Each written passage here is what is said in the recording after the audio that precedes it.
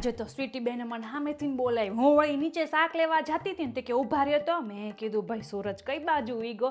તો મેં કીધું બોલે ને શું થયું? તે કે ઓલી કે T20 મેચ ની કે આપણે પાર્ટી રાખી હતી ને. મેં કીધું હા. મેં કીધું કે દુની પતી ગઈ. મેં કીધું હજુ તમે વેમમાં જ છો? તે કે ના કે તમે પાર્ટીમાં કે ઓલી ચા નહોતી બનાવી. જો ને તે દિવસે બધા વખાણ નતા કરતા, તે એની વાત કરતી હતી કે મારા હસબન્ડને તો બહુ કે ચા ભાવી, કે તમે ક્યાંથી લાવ્યો? મેં કીધું ઠેક, આ તો મેં કીધું ચાની વાત કરવા આવે છે, બાકી હામેથી કઈ બોલાવી એવી છે નહીં. કે તમે ચામાં તો એવો શું નાખ્યું હતું મારા હસબન્ડે કે સ્વાદ નથી ભૂલી શકતા. મેં કીધું ભાઈ ચામાં તો મેં કાંઈ નહોતું નાખ્યું, એ તો મેં કીધું લખમીટી વાળાનો જાદુ છે. એમાં શું છે, ઓલું 100% આસામના ચાના પાંદડામાંથી બનેલી છે ને, એટલે મેં કીધું ઈ તો છે ને નજીકના સ્ટોરમાંથી હું લઈ આવી હતી. મેં કીધું હવે તો બધા સ્ટોરમાં અવેલેબલ છે. આ કાલે બબીતાનો હાંજે જ ફોન આવ્યો હતો. કાલ હવારી મારી ઘરે નાસ્તો કરવા આવવાની છે ને, તો મને કહેતી હતી કે તમે કે ઓલી ચા બનાવી હતી ને કે મને ગળે સુધી રહી ગઈ, તમે બનાવજો ને. તો એ કે રસ્તામાંથી સમોસા લેતા આવ.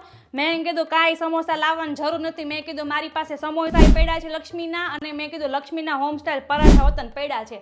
તું તાર મેં કીધું આવી જાજે. હું તો વિચારું છું કે આજે જ તે છે ને બધી બિલ્ડિંગની બાયુને કહી દો કે કાલે બપોર વચાળે છે ને મારા ઘરે ધામા નાખ્યો અને કાલે તગારું ભરીને છે ને લક્ષ્મીની ચા બનાવી છે. પછી ભલે ને પીધા રાખતી હે, અને નામે આપણે એવું જ રાખીશું, મેચવાળી ચા.